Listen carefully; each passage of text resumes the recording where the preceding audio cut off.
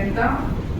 దయచేసి ఎవరు అన్ని ఇంటిగా జరగకుండా దేవుని యొక్క సన్నిధిలో కొద్ది నిమిషాలు దేవుని యొక్క వాక్యాన్ని మనం విందాం. సంఘము గురించిన నిర్వచనము ఈ రాత్రికాల సమయంలో మనము దేవుడు మనతో మాట్లాడటానికి ఆయన ఇష్టపడుతూ ఉన్నాడు. హల్లెలూయా, హల్లెలూయా. సంఘము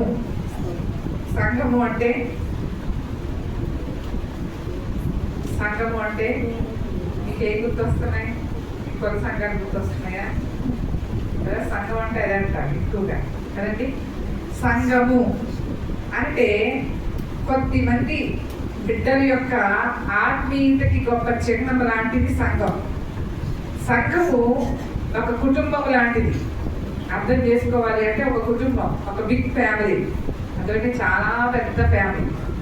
అదేనా, ఒక మనిషికి ఒక 6 బిడ్డలు పుట్టినా 7 బిడ్డలు పుట్టినా చాలా పెద్ద కుటుంబం అంటారు.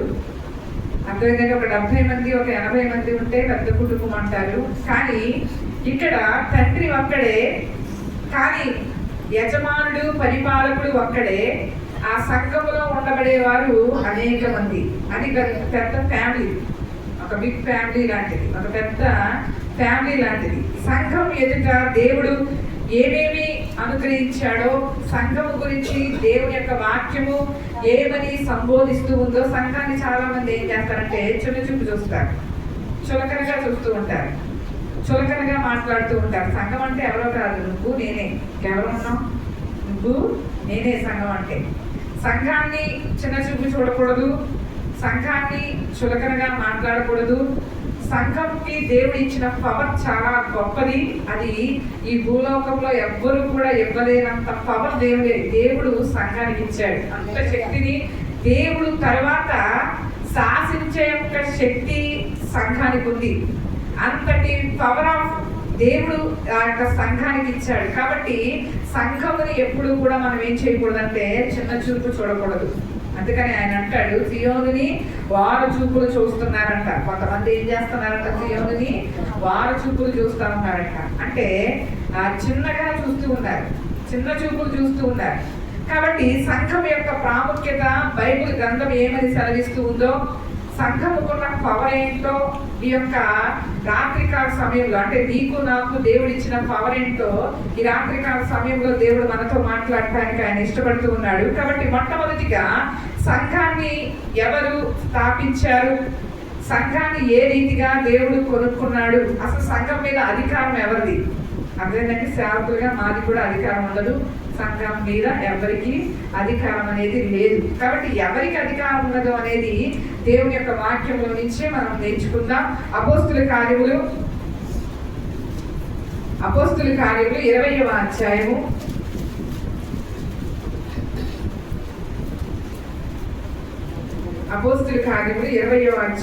28వ వచనం.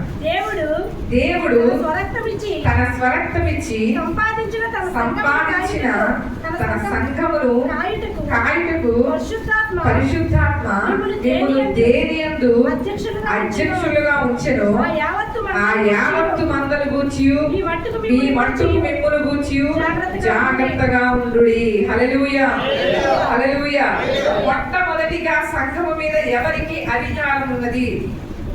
సంఘం అంటే ఒక పెద్ద ఫ్యామిలీ అని మనం చెప్పుకుంటున్నాం, ఒక బిగ్ ఫ్యామిలీ అని మనం చెప్పుకుంటున్నాం.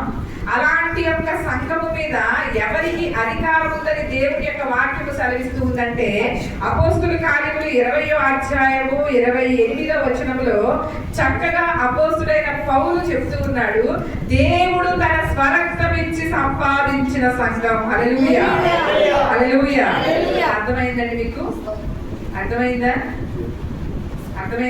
నీవు నేను అనటానికి కానీ, నీవు నేను చేయి పెట్టి చూపించడానికి కానీ, నువ్వు నేను వేరెత్తి చూపించడానికి కానీ నో ఛాన్స్.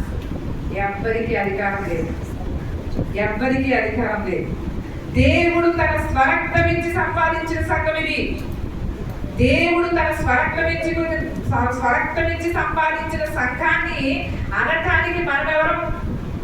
స్వరక్తమిచ్చిన సంపాదన ఆ సంఘం మీద అధికారం చేయడానికి మనమెవరం అసలు?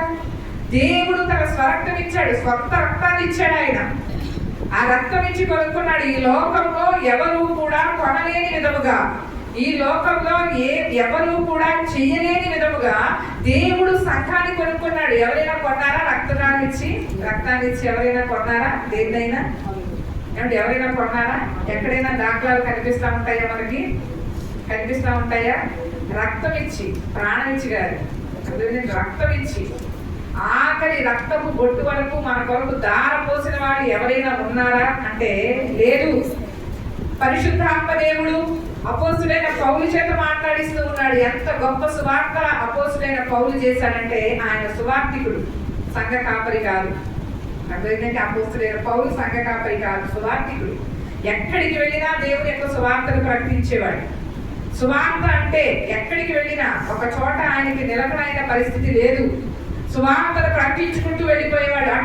అట్టి యొక్క అపోస్తుడైన పౌలుతో దేవుడు మాట్లాడుతూ ఉన్నాడు, పౌలా నువ్వు ఒకవేళ అపోహపడుతూ ఉన్నావేమో, సంఘం గురించి ఏదైనా చిన్న చిన్న అపోహలు నీలో ఉన్నాయేమో, నేను ఇప్పుడు నీతో మాట్లాడుతున్నాను. నేను నా స్వరక్తం ఇచ్చి సంపాదించుకున్నాను. ఎవరికి అధికారం లేదు. అర్థమైందా? సంఘం మీద ఎవరికి అధికారం లేదు. నేను కొనుక్కున్నాను, నేను స్వరక్తం ఇచ్చి కొనుక్కున్నాను. ఒకవేళ నేను కొంత డబ్బు పెట్టి కొనుక్కున్నాను, డబ్బు పెట్టి కొనుక్కోవాలంటే కోపంలో వస్తారు. అదేనండి, మంచికి లక్ష ఇస్తారు, లక్ష ఇస్తారన్నాను అనుకో, సంఘం ఎంత దొరుకుతుంది? ఏమంటారా? ఒక ఇద్దరు ముగ్గురు వదిలేస్తారు. ఒక ఇద్దరు ముగ్గురు వదిలేసాను అనుకో, అదేంటంటే మీకు తల లక్ష ఇస్తారంటే మాస్టర్ గారు వచ్చి సంఘంలో కూర్చోండి అన్నారనుకో, స్పీడ్గా పనిచేస్తారు. అదేంటంటే స్పీడ్గా ఏం చేస్తుంది? స్పందిగా. నేనే అనుకుంటాను, ఎంతమంది వచ్చేసారంటే అని అనుకుంటాను. కానీ ఎవరికి అధికారం లేదు. దేనిని పెట్టి ఆయన కొనలేదు. ధనాగారం ఆయన దగ్గరే ఉంది, బంగారం ఆయనదే, సంపాదన అంతా ఆయనదే, ఆయన చేతిలో ఉంది. ఐశ్వర్యవంతుడు ఆయన. ఆయన ఐశ్వర్యవంతుడు. మట్టి ఘటములో ఐశ్వర్యం కలిగించిన వాడు ఎంతటి ఐశ్వర్యవంతుడో ఒకసారి ఆలోచించుకోండి. ఆయన క్రీస్తు మహిమలో నుంచి ప్రతి అవసరత తీర్చబడుతుందంటే, లక్ష కావాల్సిన వారికి లక్ష, 2 లక్షలు కావాల్సిన 2 లక్షలు, ఏది కావాలంటే అది. కాబట్టి ఈరోజు అన్నం లేకపోతే ఆయన మహిమలోంచే కదా వస్తుంది. అంటే ఏది కావాలంటే అది ఆయన మహిమలోంచి తీరుస్తున్నవాడు ఎంత ఐశ్వర్యవంతుడో ఒకసారి ఆలోచించుకో. ఎంతటి ధనవంతుడో ఒకసారి ఆలోచించుకో. ఆయన ధనము ఆయన దగ్గర ఉంది, కానీ సంఘాన్ని కొనడానికి ఆయన ధనాన్ని ఉపయోగించలా. సంఘాన్ని కొనడానికి ఆయన తన బంగారాన్ని, తన యొక్క చేతుల క్రింద, తన పాదాల క్రింద ఉన్న బంగారాన్ని, ఒక బంగారం కొండను ఉపయోగించలా. ఆయన దేనిని ఉపయోగించాడు? ఆయన స్వరక్తం ఇచ్చి సంపాదించుకున్నాడు సంఘం. ఆయన స్వరక్తం ఇచ్చాడు, సొంత రక్తం అది, ఆయన రక్తం. ఆయన దారబోసి కొనుక్కున్నాడు. ఇందులో మనం సంఘానికి పేర్లు పెట్టడానికి కానీ, సంఘాన్ని అనడానికి కానీ ఏ ఆప్షన్ అనేది లేదు. కేవలం ఇక్కడ అదే అంటున్నాడు, నేను నా స్వరక్తం ఇచ్చి సంపాదించిన సంఘాన్ని కాయటానికి పరిశుద్ధాత్మ దేవుడు మిమ్మల్ని అధ్యక్షులుగా ఉంచాడు. మిమ్మల్ని ఎవరిని అధ్యక్షులుగా ఉంచాడో ఆ యావత్తు మందల గురించి మిమ్మల్ని మీరు జాగ్రత్తగా ఉండండి. మేము అసలు జాగ్రత్తగా ఉంటాం. ప్రకటించే మేము చాలా జాగ్రత్తగా ఉంటాం. అందరూ కూర్చున్న వాళ్ళు మీరు వినేసి చెప్తారు, వెళ్ళిపోతారు. అందరూ చక్కగా వినేస్తారు, వెళ్ళిపోతారు. మిమ్మల్ని చెయ్యమని నేను చెప్తాను, పరిశుద్ధాత్మ దేవుడు మీతో చెప్తాడు. కానీ ఒకవేళ చేసినా చెయ్యకపోయినా మీరు ఒక తీర్పులోనికి వెళ్తే, చెయ్యకపోతే 200 తీర్పులోకి మేము వెళ్ళాలి. ఇది చాలా కష్టమైన పని, తెలుసండి.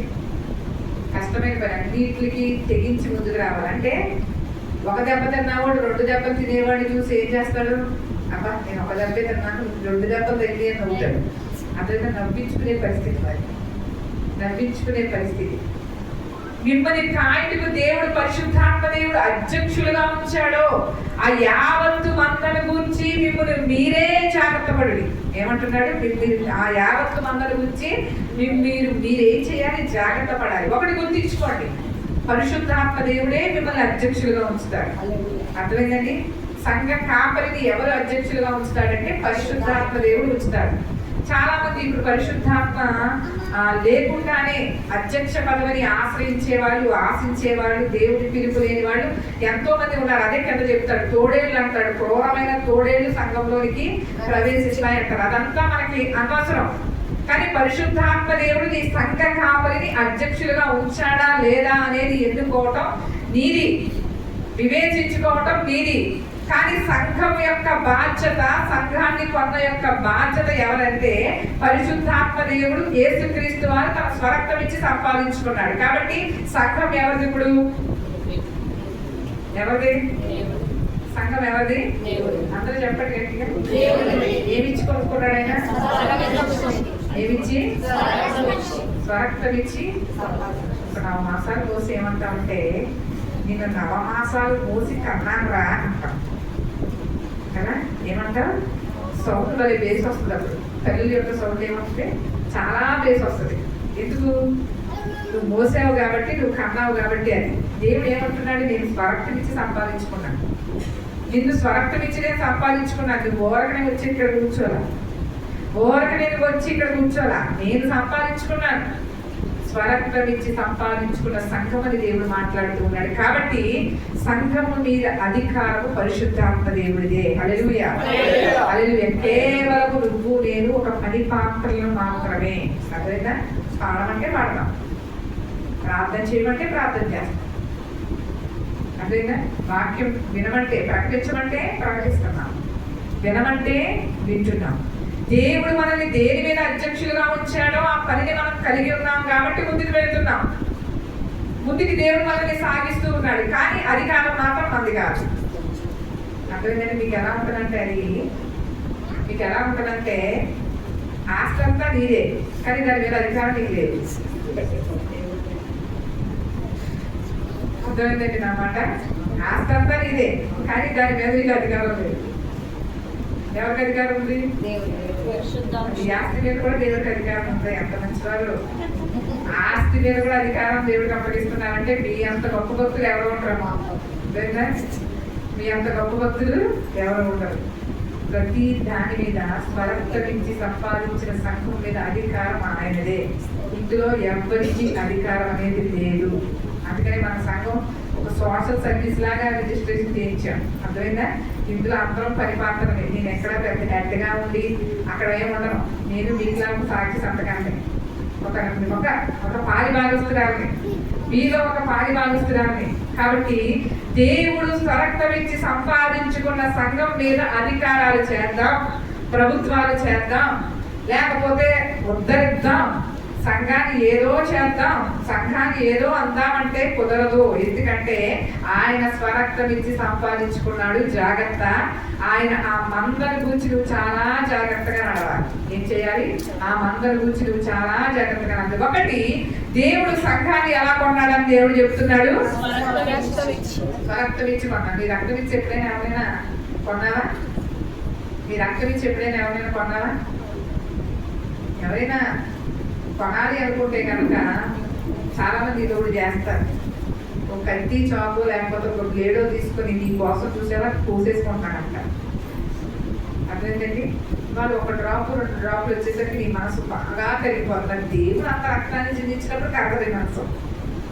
దేవుడు అంత రక్తాన్ని చిందించి అని యాతన పడి అని పిలుగుతులు తెచ్చుకొని అవమానపడి ఉమ్మేయించుకొని అంటే కిరీటం పెట్టించుకుంటే కరగలేదు. కానీ మనసు ఒక్క బ్లేడ్ ఇలా తెగేసరికి కరిగిపోయిందా? అబ్బా, ఎంత గొప్ప ప్రేమికులయ్యా! ఒక్క రక్తం పొట్టు వచ్చేసరికి నా కోసం పోసేసుకుంటున్నావా, నా కోసం తెచ్చుకోవడానికి సిద్ధపడ్డావా అని పరిగెత్తుకుని వెళ్ళిపోతావు కదా. పరిగెత్తుకుని వెళ్ళిపోతావు. ఇంకెలాంటి వాళ్ళు ఎవరో ఆలోచించవు. అందువల్ల నా కోసం పోసుకుందంటే నా మీద ఎంతో ప్రేమ ఉందని అర్థం. అంతే కదా? నా మీద ఎంతో ప్రేమ ఉందని ఏం చేస్తామంటే కమిట్మెంట్ ఇచ్చేస్తామంటాం. మరి నీ కొరకు దేవుడు తన స్వరక్తాన్ని ఇచ్చినప్పుడు ఎంత చలనం కూడా రాలేదు నీకు అసలు. హృదయంలో దేవుడు ఆ రక్తము చిందించేటప్పుడు ఎంత చలనం కూడా రాలేదు కదా నీకు. అంటే రాదు. ఎందుకు వస్తుంది? ఎందుకు వస్తుంది? ఆయన స్వరక్తం ఇచ్చి సంపాదించుకున్న సంఘం మీరు. అదేంటా? అందుకని ఏ ప్రేమకి జాగి పడకూడదు. అందుకని దేనికి పడాలి? దేవుడి యొక్క ప్రేమకు ఒక్కరికే మనం నిమగ్నమై ఉండాలి. ముగ్ధులమైపోవాలి.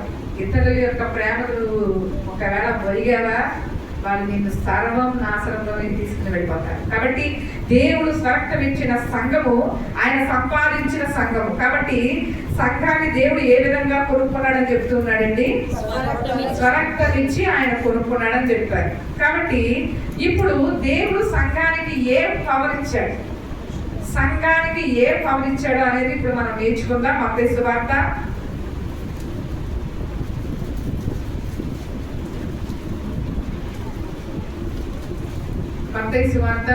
16వ అధ్యాయము 14వ వచనం నుంచి కూడా దేవుడు కొన్ని విషయాలు మాట్లాడతాడు. 13 ఇచ్చానండి. యేసు ఫిలిప్పుదైన కైసరయ ప్రాంతములకు వచ్చి మనుష్య కుమారుడు ఎవడని జనులు చెప్పుకొనుచున్నారని తన శిష్యులను అడగగా వారు కొందరు బాప్తిసమిచ్చే యోహాననియు, కొందరు ఏలియానియు, కొందరు ఇర్మియానియు లేక ప్రవక్తలలో ఒకడనియు చెప్పుకొనిరి. అందుకు ఆయన, మీరైతే మీరు ఎవడని చెప్పుకొనుచున్నారని వారిని అడిగాను. అందుకు సీమోను పేతురు, నీవు సజీవులకు దేవుని కుమారుడైన క్రీస్తు అని చెప్పాను. హల్లెలూయా, హల్లెలూయా. ఒకసారి ఫిలిప్పుదైన కైసరయ ప్రాంతాలకి దేవుడు వెళుతూ ఉన్నాడు. అప్పుడు ఒక క్వశ్చన్ శిష్యులు వేస్తూ ఉన్నాడు దేవుడు. ఒక ప్రశ్న వేస్తూ ఉన్నాడు దేవుడు. ఏమని ప్రశ్న వేశాడంటే, మనం వేస్తూ ఉంటాం కదా, అప్పుడప్పుడు ఏం వేస్తాం? మన అమ్మల మీద, లేకపోతే మన పిల్లల మీద, తల్లిదండ్రులు అయితే పిల్లల మీద, నీకు నా మీద ప్రేమ ఉందా? ఏమంటాం? నీకు నా మీద అసలు ప్రేమ ఉందా అని అడుగుతాం. దానికి కరెక్ట్ ఆన్సర్ రాలేదనుకో, వాడి వేరు విమానం మాకు మోగేద్దాడు, అయిపోయింది వాడి పని. కరెక్ట్ ఆన్సర్ వచ్చిందనుకో, నా కొడుకు నన్ను ప్రేమిస్తుంది, లేకపోతే మా నాన్న నన్ను ప్రేమిస్తున్నాడు అని ఏదో సర్ది చెప్పుకుంటాం. ఇలాగా శిష్యుని ఒక ప్రశ్న అడుగుతున్నాడు దేవుడు. ఏమని అడుగుతూ ఉన్నాడంటే, శిష్యులారా, మీరు చాలా కాలం నుంచి నన్ను వెంబడిస్తూ ఉన్నారు, కాబట్టి ఈ ప్రాంత ప్రజలు నేను వెళ్ళే చోట అందరూ కూడా నన్ను గూర్చి ఏమని చెప్పుకుంటున్నారు అని అడిగాడు. అర్థమైందంటే, నన్ను గూర్చి ఏమని చెప్పుకుంటున్నారు అని అడిగాడు. నువ్వు అడుగుతావు కదా, నన్ను గూర్చి ఏమంటున్నారు? నన్ను గూర్చి ఏదైనా చెప్పిందా మీ అమ్మ? నా కోసం ఏదైనా చెప్పిందా అని అడుగుతూ ఉంటాం కదా.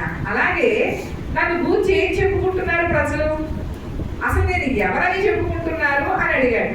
అడిగినప్పుడు కొంతమంది కొంత సమాధానం చెప్పారు, కొంతమంది కొంత సమాధానం చెప్పారు. కొందరు అంటున్నారు, మీరు ఏరియా అంటండి అని అడిగారు. మీరు ఏరియా అంటండి అన్నారు. కొంతమంది అంటున్నారు, మీరు బాప్తిజం ఇచ్చే యోహాన్ అంట కదా అన్నారు. మీరు బాప్తిజం ఇచ్చే యోహాన్ అంట కదా అంటారు. కొందరు అయితే అంటున్నారు, మీరు ఇర్మియా కదా అంటున్నారు. ఇర్మియా కదా అంటున్నారు. కొంతమంది అంటున్నారంట, ప్రవక్తలలో ఒకడు అంటున్నాడంట. అంటే వీళ్ళ యొక్క సమాధానాలు చూడండి. దేవుని ఎంతకాలం వెంబడించి కొంతమంది అదనుకుంటున్నారండి, కొంతమంది ఇదనుకుంటున్నారండి, కొంతమంది ఇదనుకుంటున్నారండి. కొంతమంది ఏమో ఏరియా అనుకుంటున్నారండి. మిమ్మల్ని ఎవరు అనుకుంటున్నారంటే, ఏరియా వచ్చి అద్భుతాలు చేస్తున్నాడు అనుకుంటున్నారండి. లేకపోతే మీరు బాప్తిజం ఇచ్చే యోహాన్ అంట. బాప్తిజం ఇచ్చే యోహాను తల నరికించి శిరచ్ఛేదనం చేయబడినప్పుడు తర్వాత మళ్ళీ మీరు పుట్టి మన బాప్తిజం ఇచ్చే యోహాన్లాగా మీరు వచ్చారంటండి అనుకుంటున్నారంట.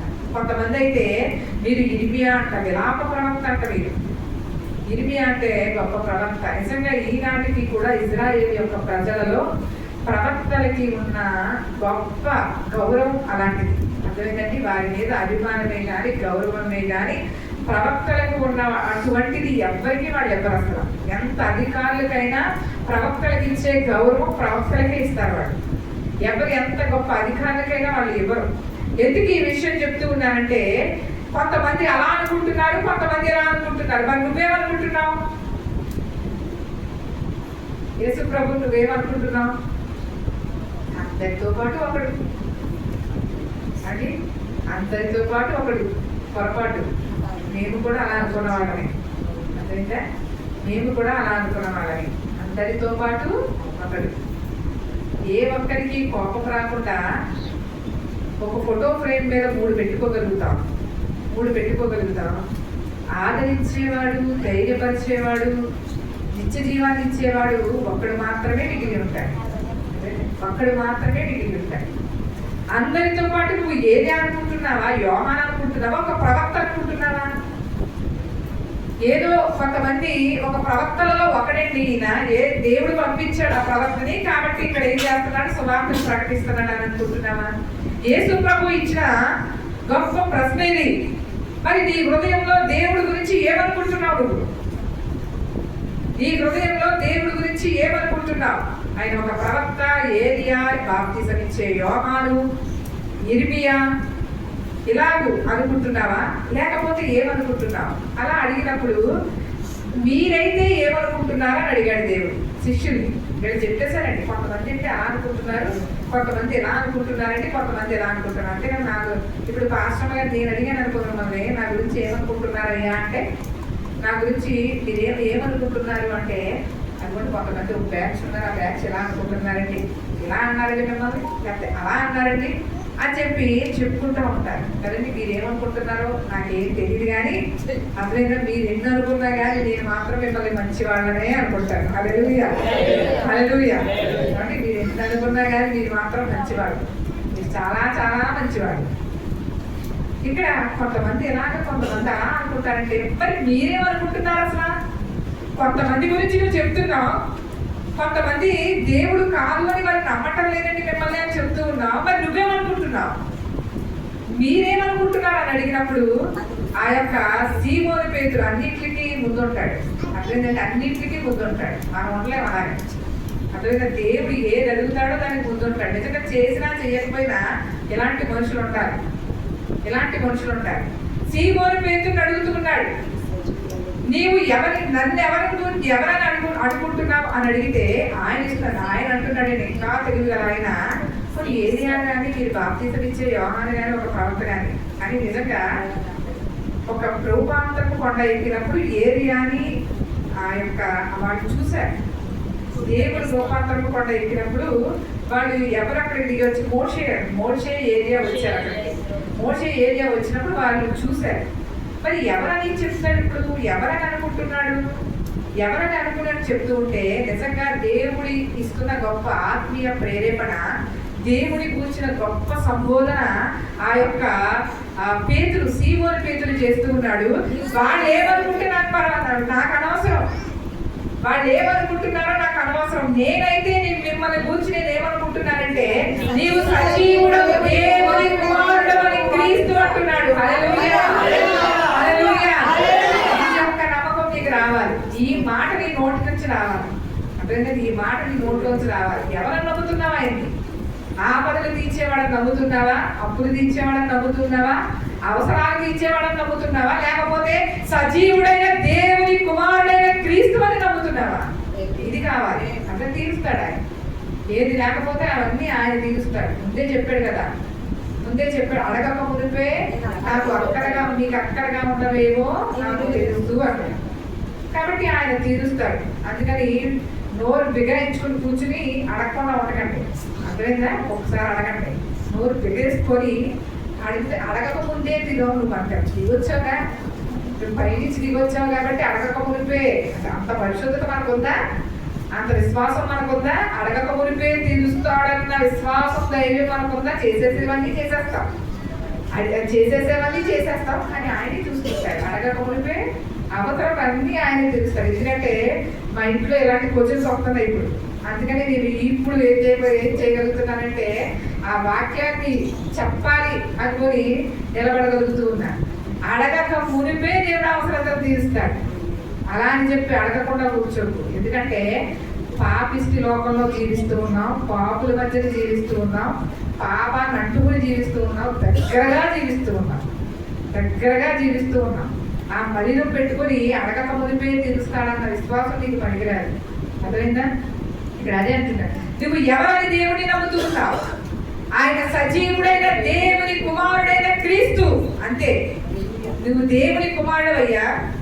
ఎవరో ఏది అనుకుంటే నాకేంటి, ఎవరో బాప్తిసం ఇచ్చే యోహాను అనుకుంటే నాకేంటి, ఎవరో నువ్వు ఏది చేయమంటే నాకేంటి, నాకు అన్ని అనవసరం. పేతురు గొప్ప ఆత్మ ధైర్యంతో చెప్తూ ఉన్నాడు, నీవైతే మాత్రం దేవుని కుమారుడవని మొట్టమొదటి సాక్ష్యం. పేతురు నోటి వెంట దేవుడి కుమారుడని మొట్టమొదటి యొక్క సాక్ష్యము పేతురు ఒప్పుకున్నాడు. అర్థమైందంటే పేతురు ఏం చేశాడు? మొట్టమొదటి సాక్ష్యం ఒప్పుకున్నాడు. మరి నువ్వు యేసుక్రీస్తుని ఏమనుకుంటున్నావు? ఆయన సజీవుడైన దేవుడి కుమారుడు అనుకుంటున్నావా? సజీవుడైన దేవుడి కుమారుడు అనుకుంటున్నావా? ఒకసారి నేను అనుకుంటున్నాను అన్న వాళ్ళు ఒకసారి చేతులెత్తి గట్టిగా హల్లెలూయా చెప్పండి. హల్లెలూయా. ఏమనుకుంటున్నావు నువ్వు? గట్టిగా ఎవరైనా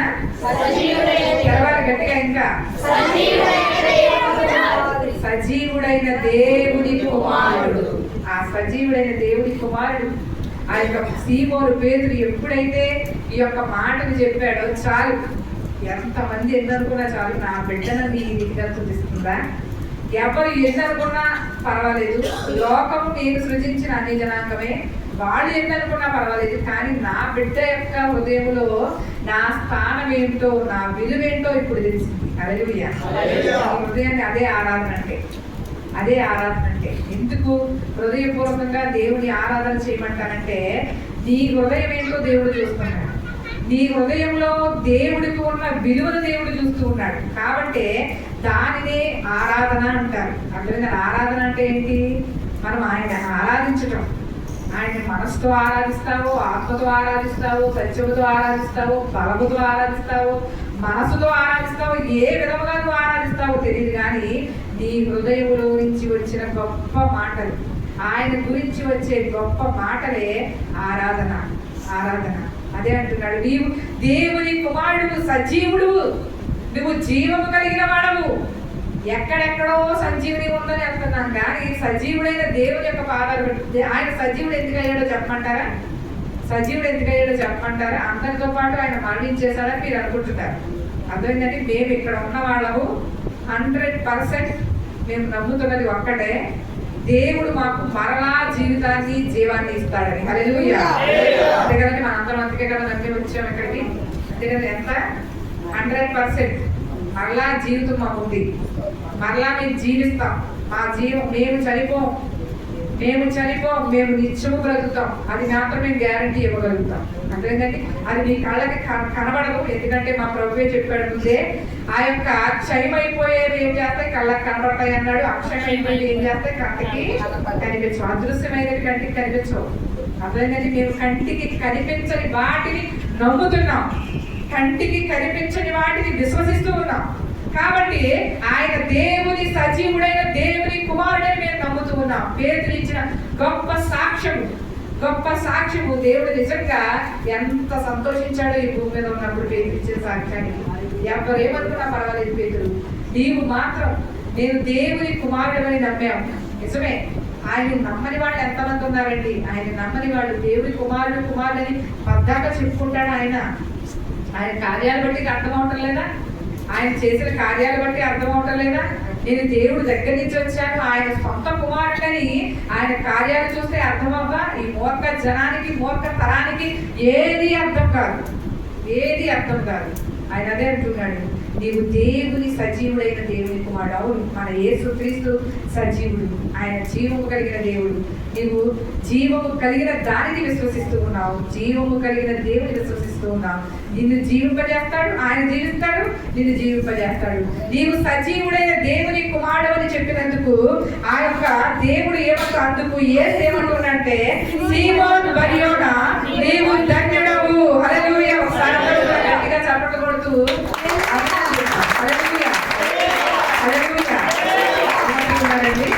ఆయన పొగడుతో చూస్తే ఇక్కడ సీమోన్ బర్యోనా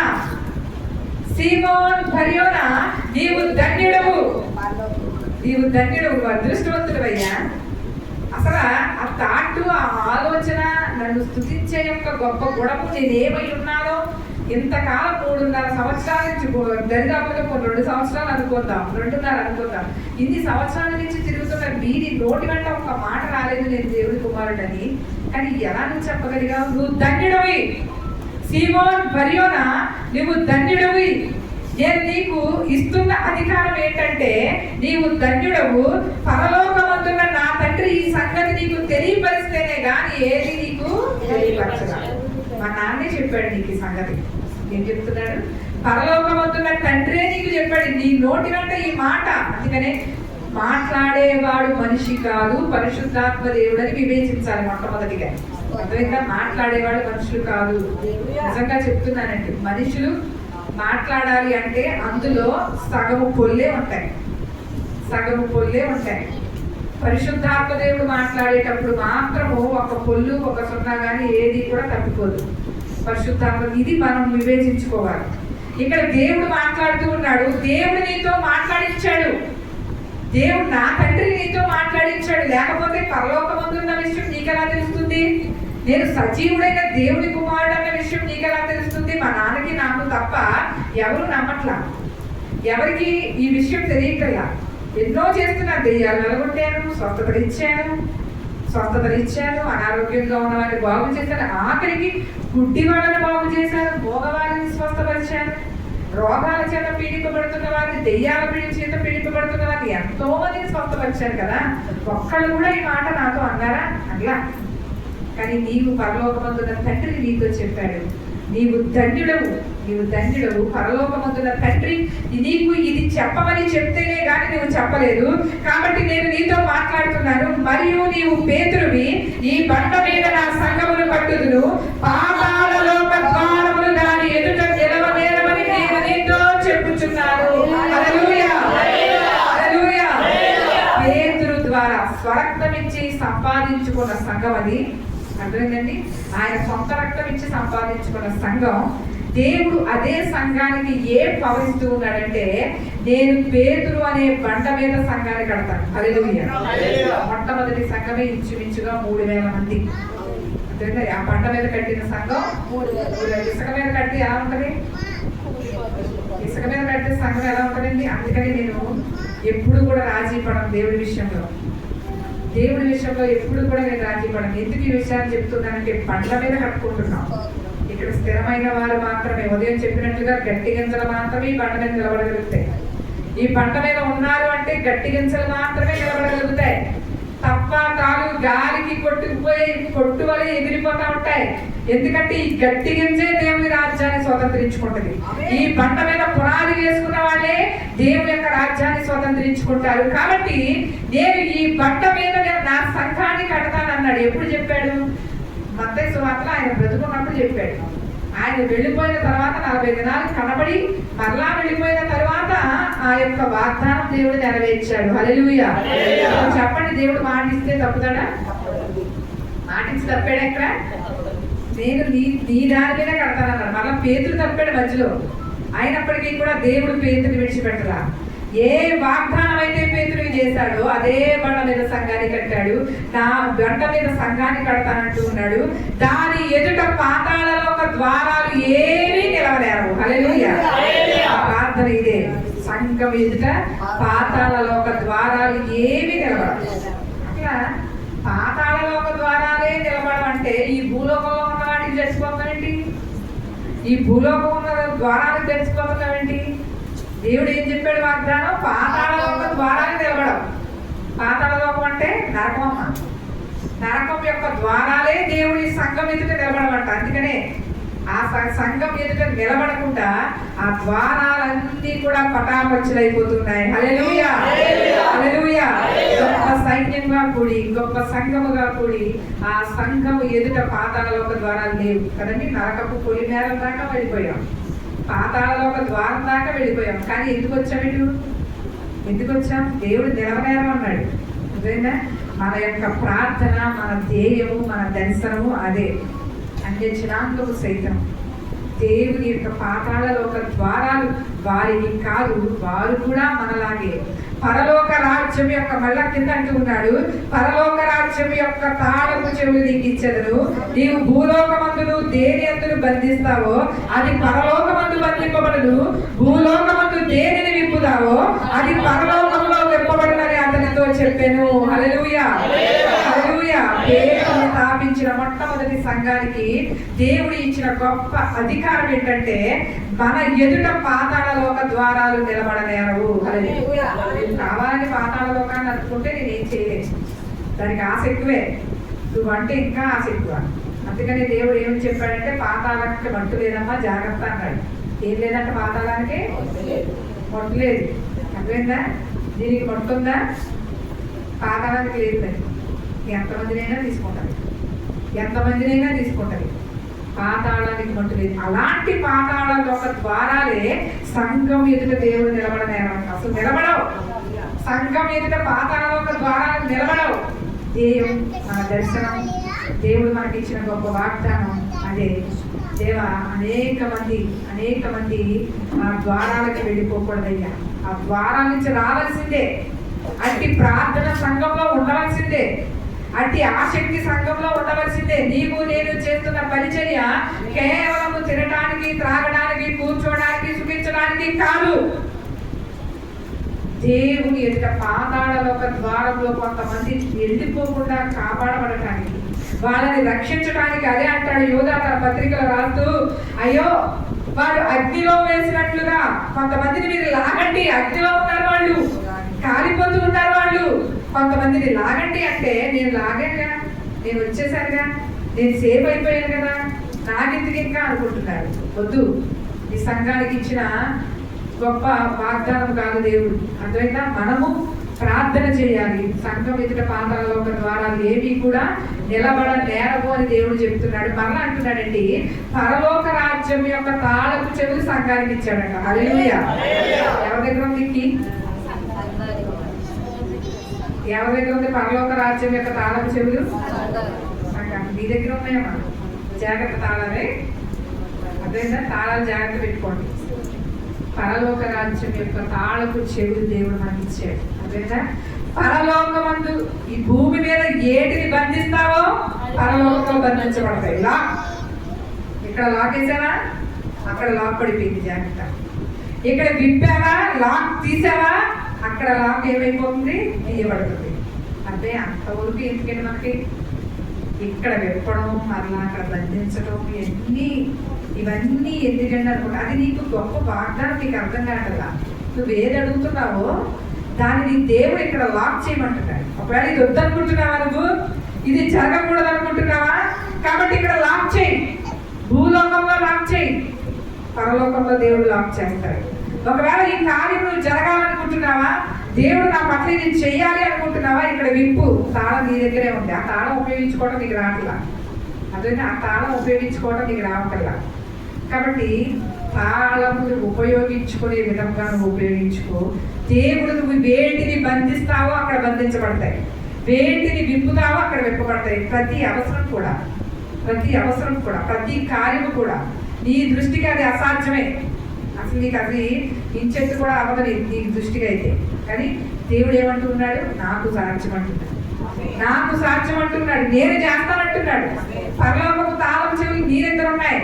సంఘం ఎదుట పాతాళంలో ఒక ద్వారాలే నిలబడినప్పుడు దేవుడు ఆ యొక్క పరలోకపు రాజ్యం యొక్క తాళపు చెవులు దేవుడు మనకి ఇచ్చినప్పుడు ఏటిని బంధిస్తావో అది బంధించబడతాయి, ఏటిని విప్పుతావో అది విప్పబడతాయి. ఏమండి? అంతే కదా. ఆ చిన్నప్పుడు ఒక ప్రోగ్రామ్ వచ్చేది, టీవీలో. అంతేనా? వాడు తాళం చెవులు పట్టుకెళ్ళి పెట్టెలు విప్పాలి. ఏం చేయాలి? పరిగెత్తుకునేది ఏం చేయాలి? వాళ్ళు పెట్టెలు విప్పాలి. ఏ పెట్టెలో అయితే డబ్బు బంగారం ఉంటుందో వాళ్ళదేదంట. అదేనా? ఏ పెట్టెలో బంగారం అయితే ఉంటుందో డబ్బు బంగారం అంతా అది ఒక ప్రోగ్రాం. అదేనా? ఇప్పటి క్రైస్తవులకి తాళం చేయాలని చెప్పాలో తెలియట్లే. అసలు ఏ పెట్టిలో ఏదో అసలే తెలియదు. గజిబిజి పడిపోతున్నారు. ఏమంటున్నారు? గజిబిజి పడిపోతున్నారు. అమ్మా, అది ప్రోగ్రాం కాబట్టి అందులో డబ్బు ఉంటే డబ్బు ఆడదే, బంగారం ఉంటే బంగారం ఆడదే. కానీ దేవుడు నీకు అలా ఇవ్వలా. ఒక్కటే తాళం చెవి ఇచ్చాడు చక్కగా. ఆ తాళం చెవిని నువ్వు ఎలా ఉపయోగించుకో. అన్ని పెట్లు తెచ్చాను కదా, అన్ని పెట్లు విప్పేద్దాం ఒకసారి. అన్ని పెట్లు విప్పేద్దామా? పరలోక రాజ్యాలు అన్ని విప్పేస్తానా? జ్ఞానముతో ఏది విప్పాలో ఏది బంధించాలో అడుగు. ఒకసారి అర్ధరాత్రి సమయంలో 12 గంటలకు వస్తున్నాం. 12 గంటలకు వచ్చినప్పుడు నీ మనసులో అనిపిస్తుంది నీకు ఏదేమో నన్ను వెంటబడుతుందని. అదేవిధంగా ఏదేమో నన్ను వెంటబడుతుందని అనిపిస్తుంది. అప్పుడు ఏం చేస్తావు? ఇలా విప్పుతావా? తాళం ఇలా తీస్తావా? రామ్మ మా దేవుడు చెప్పాడు ఏది విప్పుతావో అది పరలోకంలో విప్పబడాలని చెప్పాడు అని అంటారా? కాదుగా. యేసు నామంలో నేను బంధిస్తాను. ఇప్పుడు కీ ఎలా ఉపయోగించాలి? బంధించాలి దాన్ని. నేను అర్ధరాత్రి సమయంలో నేను వెళ్తున్నాను, నా వెంట ఎటువంటి దురాత్మ సమూహం కానీ ఏ దెయ్యం కానీ నా వెంట పడకూడదయ్యా అని చెప్పి నువ్వేం చేయాలి? కీని ఏం చేయాలి? లాక్ చేయాలి. కానీ కీ నిప్పుతావే, ఆ తాళం చేయి నిప్పుతావు. ఇప్పుడు మరి అనేక దెయ్యాలు రావా? అసలే వాటికి ఫ్రెండ్స్ ఎక్కువ. అసలే వాటికి ఫ్రంట్ సీట్ రా అవన్నీ రా అంటే ఉపయోగించుకునే విధానం మీకు చెప్తున్నాను. ఎక్కడ లాక్ చేయాలో, ఎక్కడ తెరవాలో జ్ఞానంతో దేవుణ్ణి అడగాలి. గంట వరకు కంఠ శ్వాస పెట్టుకొని విస్తారమైన మాటలు మాట్లాడే కంటే జ్ఞానంతో కూడిన పలుకులు, విశ్వాసంతో కూడిన పలుకులు, కొన్ని పలుకు ఈ జీవితంలో ఏది జరగదో చూద్దాం. హల్లెలూయా, హల్లెలూయా. దేవుడికి ఏది అసాధ్యమో చూద్దాం. అసలు ఏది అసాధ్యము కాదు ఆయనకి, ఆయన సమస్తము సాధ్యమే. కాబట్టి దేవుడు చెయ్యగలవాడు అని చెప్పి నువ్వేం చేయాలి, ఎక్కడ విప్పాలో తాళం చెయ్యి ఎలా ఉపయోగించుకోవాలో ఉపయోగించుకోండి. భర్తలు మారలేకపోతే తాళం ఎలా ఉపయోగించుకోవాలో ఉపయోగించుకో. అర్థమైందా? బిడ్డలు మారలేకపోతే తాళం ఎలా ఉపయోగించుకోవాలో ఉపయోగించుకో. లేకపోతే బంధువులు ఎవరినైనా మార్చాలి అనుకుంటున్నావా అంటే ఎలా ఉపయోగించాలో అలా ఉపయోగించుకో. దేవుడు ఈ కార్యం నీకు జరగట్లేదంటే అడుగు దేవుడిని, బ్రహ్మ ఈ కార్యము భూమి మీద నేను అడుగుతున్నాను, పరలోకంలో నాకు అనుగ్రహించు. ఈ భూమి మీద నేను అడుగుతున్నాను, పరలోకంలో నాకు అనుగ్రహించు. అడుగు. నీకంటే ఎవరున్నారు ఎక్కువ? ఆయనకి అడిగే అధికారం కానీ హక్కు కానీ నీకు మాత్రమే ఉంది. ఆయన నీకు మాత్రమే ఇచ్చాడు, ఎవరికి ఇవ్వలేదు. ఆయన వారసుడివి. ఆయన దత్తపుత్రాత్మని దేవుడు నీకు ఎలా అనుగ్రహించాడో ఆయన దత్తపుత్రుడివి. కాబట్టి నీకు తప్ప హక్కు ఎవరికి లేదు. భూయో అంటాం. భూయో అని ముందు ఏం చేస్తామంటే క్రమమైన ప్రార్థన, ఒక పూలమాల కూర్చున్నట్లుగా ఎలాగా ప్రార్థన చేస్తాం అలా అందంగా ప్రార్థన చేసామనుకోండి, వినడానికి చాలా ఎక్కువగా ఉంటుంది. అంతే కదా. అలాగే ప్రార్థన చేయటం, దేనిని బంధించాలో దానిని బంధించు. అంటే నాకు కనీసం చెప్తున్నాను, మీకు ఏ అవసరం వచ్చినా నా దగ్గర వరకు కూడా ఆ విశ్వాసం ఉంటే మీరు రానవసరం ఉండదు. ఆ విశ్వాసం మీలో పెరిగితే కనుక నా దగ్గర వరకు కూడా రానవసరం ఉండదు. నువ్వు బంధిస్తే దేవుడు అక్కడ బంధిస్తాడు, నువ్వు విప్పితే దేవుడు అక్కడ విప్పుతాడు. అధికారం నీదే. తాళము చెయ్యి అంటే అధికారం ఎవరిది? నీదే. ఇది వరకు తాళం చెయ్యి కోసం కొట్టుకునేవారు అత్తాకోడలు. దేనికోసం కొట్టుకునేవారు? తాళం గుర్తు కోసం కొట్టుకునేవారు. మీకు బాగా గుర్తుందా? తాళం గుర్తులు కూడా చేయించుకునేవారు. మంత పోతే అధికారం నాదే. అధికారం దానికి అర్థమైందా? అధికారం నాది. మంత పోయిందంటే ఈ తాళం చేయి గుర్తు నా దగ్గరికి వచ్చేస్తే నాదే, పెత్తనమంతా నాదే అనుకునేవాడు. అర్థమైంది? వారికి గుర్తులు లేవు, తాళాలు లేవు, అధికారం లేదు. అసలు వీరి వారు తాళాలే లేవు, దేనికి తాళాలే లేవు. ఆ తాళాలు కూడా మనకు వద్దులే కానీ దేవుడు ఇచ్చే పరలోక రాజ్యం యొక్క తాళపు చెవి నీ దగ్గర ఉండాలి. తప్పనిసరిగా నువ్వు దేనిని విప్పుతావు. ఎమర్జెన్సీ సమయం వచ్చినప్పుడు అది ఉపయోగపడుతుంది. ఆ తాళపు చెవి ఉపయోగపడుతుంది. ఇప్పుడే పోతాను నీకు సిగ్నల్ వచ్చిందనుకో, ప్రభా నా గుండెని ఆపయ్యా, నా గుండెని బ్రతికించి నేను బ్రతకాలి, ఈ సాక్షిగా నేను ఉండాలి అని నువ్వు దీనిని ఇక్కడ విప్పుతావో, దీనిని బంధించు, అక్కడ దేవుడు కార్యం జరిగిస్తాడు. నేను అదే అంటాను, ఏ సమయంలోనైనా క్రైస్తవుడు భయపడవలసిన అవసరం లేదు. అర్థమైందండి? ఏ సమయంలో కూడా క్రైస్తవుడు భయపడవలసిన అవసరం లేదు. మనకి ఎనీ టైం ఎమర్జెన్సీ ఏదైనా కానీ, ఏ సమయమైనా కానీ మనల్ని ఆదుకోవడానికి మన దేవుడు అనుకున్నాడు. హల్లెలూయా, హల్లెలూయా. విశ్వాసం లేని వాళ్ళైతే పెంబెలు పడండి. విశ్వాసం ఉంటే కనుక ఆ దేవుడిని మీరు ఆశ్రయించండి. మీరు పెంబెలు పడవలసిన అవసరం ఎంత మాత్రం కూడా లేదు. మొట్టమొదటిగా దేవుడు తన సంఘాన్ని ఏ విధంగా సంపాదించుకున్నాడంట? ఏది ఇచ్చి? స్వరక్షణ ఇచ్చి సంపాదించిన సంఘము. అధికారం ఎవరికి? దేవుడికి మాత్రమే సంఘం మీద అధికారం ఉంది. నాకు లేదు, నీకు లేదు, ఎవరికి లేదు. కాబట్టి మనం ఎవరో గచ్చి పని పాత్రలు మాత్రమే. శిష్యులంతటి వాడిని దేవుడు అన్నాడు, మీ పని మీరు చేయండి, మీరు దాసులను ఒప్పుకోండి అన్నాడు. అంతే. మేము చేయవలసినవి చేసామన్నాడు కానీ తప్ప మేము ఎక్కువ చేసామయ్యా, ఎక్కువ ప్రయాసపడాము, ఎక్కువ తిరిగాము, ఎక్కువ అన్నాం, లేకపోతే ఎక్కువ చేసామయ్యా అని ఎవరైనా ఒక మాట మాట్లాడితే ఊరుకోను అన్నాడు ఆయన. అంతే. మేము చేయవలసినవే చేసామని చెప్పండి. అంతే. మీకు ఇచ్చింది అంతవరకే దేవుడు అన్నాడు. స్వరక్తం ఇచ్చి సంపాదించిన సంఘం మీద ఎవ్వరికి కూడా అధికారం అనేది లేదు. దానిని వారచూపులు చూడకూడదు, చులకనగా మాట్లాడకూడదు. దానిని ఒక పవిత్రమైన ఒక కుటుంబాన్ని నువ్వు ఎలాగూ భావిస్తావో సంఘాన్ని కూడా అదే విధంగా నేను భావించాలి, ఆదరించాలి, ప్రేమించాలి, పురికొల్పాలి, అవసరమైతే సహాయం చేయాలి, అవసరమైతే వారి అవసరతను తీర్చాలి, ఆదరణ పొందాలి. సంఘంలో అన్ని ఎమోషన్స్, అన్ని ఫీలింగ్స్ కూడా సంఘంలో ఉండాలి. హల్లెలూయా, హల్లెలూయా. అదేంటంటే ఒక లేడీస్దే నవ్వేది సంఘం కాదు, ఒకరు నవ్వితే ఏడ్చేది సంఘం కాదు. అదేనా మనకి దేవుడు స్పెషల్గా ఒక బిగ్ ఫ్యామిలీని ఇచ్చాడు అంటే అది ఆయన స్వరక్తం ఇచ్చి సంపాదించిన సంఘం. రెండవది ఏ పవర్ ఇచ్చాడు దేవుడు సంఘానికి?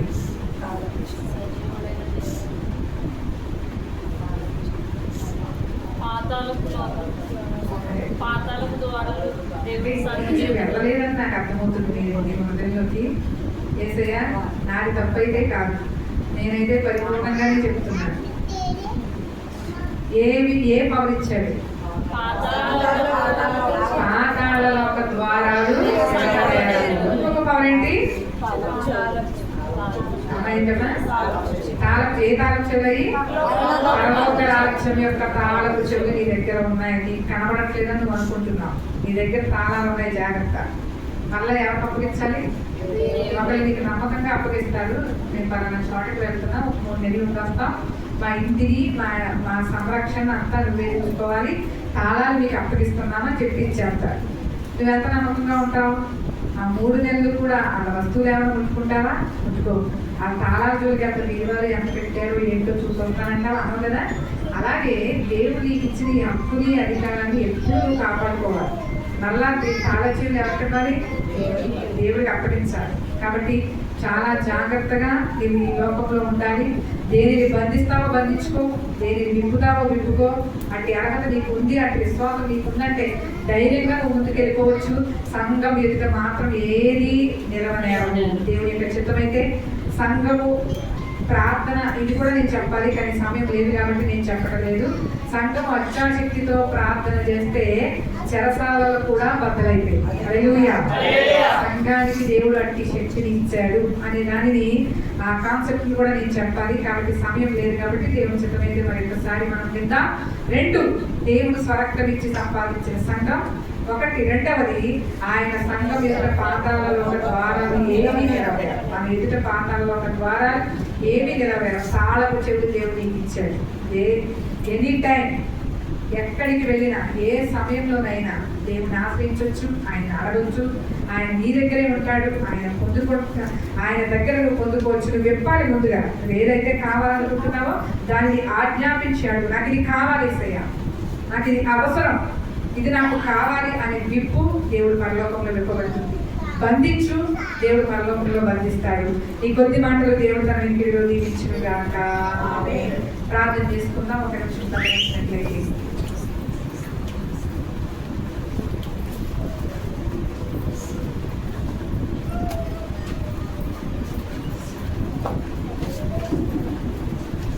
దేవుడు మనతో మాట్లాడుతున్నాడు.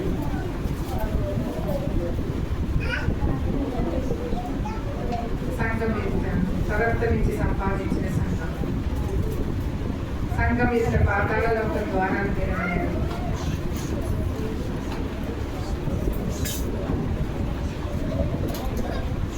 విశ్వాసంతో మనం ప్రార్థన చేద్దాం. అయ్యా, సంఘం ఎదుట పాతాళంలో ఒక ద్వారాలు తెరవలేదు. పరలోక రాజ్యం యొక్క తాళపు చెవులు మాకు ఇచ్చావా నాయన.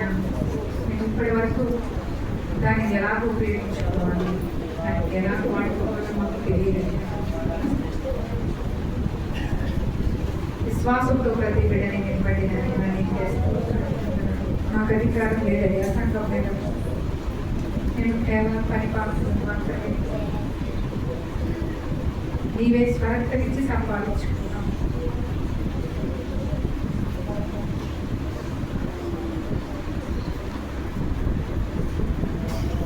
స్వరక్తమిచ్చి సంపాదించిన సంప్రదాయం నీవే కాదు, కేవలం మేము అధ్యక్షులు మాత్రమే. నాయన, నా పని నిమిత్తము వాడబడిన వారు మాత్రమే. నీవే సంఘాన్ని కాయమని వేడుకుంటున్నాం, కాపాడమని వేడుకుంటున్నాం.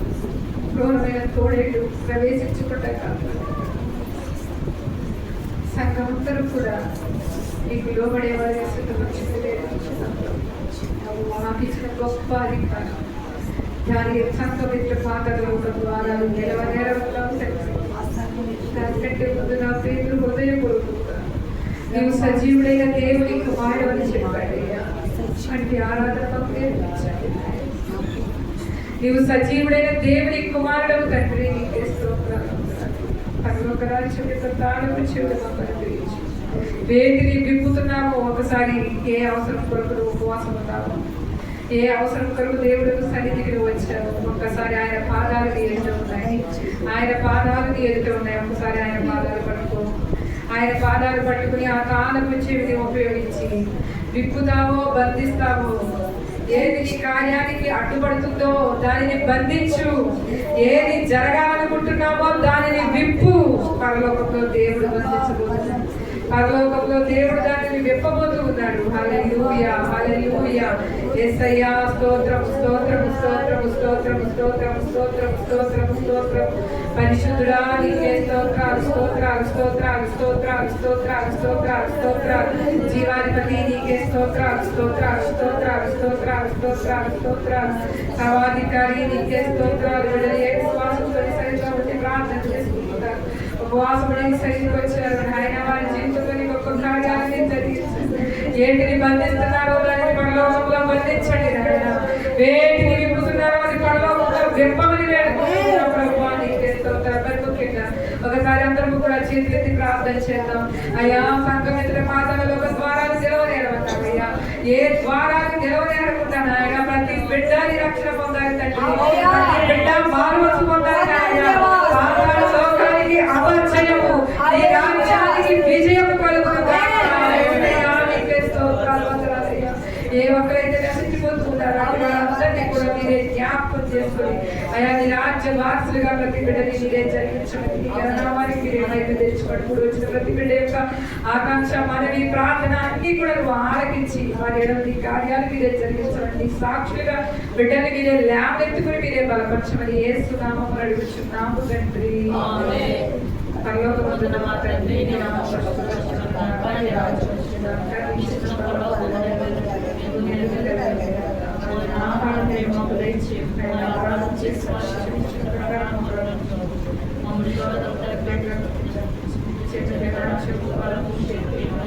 నిరంతరం నీ వైపు మాకు తండ్రి.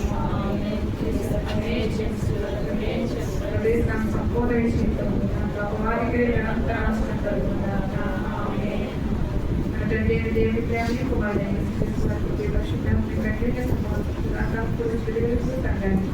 ఆయన కృప తోడైతే నడిపించుకుని